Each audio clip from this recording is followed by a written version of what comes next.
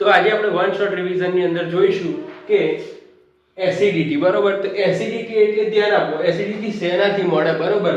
તો જો mineral acid વડે મળે, જેવા કે HCl, HNO3 ને શું H2SO4, બરોબર, H2SO4 સોરી.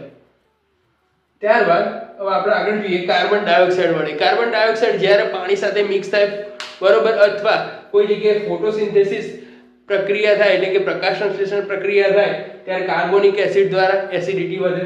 ત્યારબાદ જૈવિક એસિડ એટલે સીવેજ ટ્રીટમેન્ટ, બરોબર, ગટરોની અંદર, બરોબર, સીવેજ ટ્રીટમેન્ટ અથવા સીવેજ વોટર દ્વારા, બરોબર, એસિડિક એસિડ અને લેક્ટિક એસિડ સ્વરૂપે એસિડિટી વધારે છે. હાઇડ્રોલાઇઝ થતા મેટલ એટલે ફેરિક ક્લોરાઇડ, ત્યારબાદ એલ્યુમિનિયમ સલ્ફેટ, જે હાઇડ્રોલાઇઝ થઈ અને શું છે એસિડિટી વધારે છે. તો હવે આપણે ધ્યાન આપો, એને માપવા માટે શું કરાય? તો ભાઈ માપવા માટે NaOH વડે ટાઇટ્રેટ કરી શકો, બરોબર.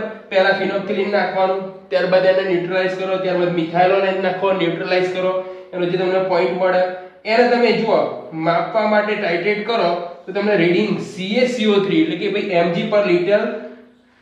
પર લિટર CaCO3 માં મળતું હોય છે, બરોબર. તો ધ્યાન આપો, એના માટે સ્વીકૃત મર્યાદા કેટલી છે? તો પીવાના પાણીની અંદર 10 mg પર લિટર CaCO3 જેટલું આપણી એસિડિટી હોવી જોઈએ, એ યોગ્ય છે. વેસ્ટ વોટર માટે એટલે કે જ્યાં તમે ગંદુ પાણી છોડો છો, વેસ્ટ વોટર, એ વેસ્ટ વોટર માં કેટલી હોવી જોઈએ? 200 થી 1000.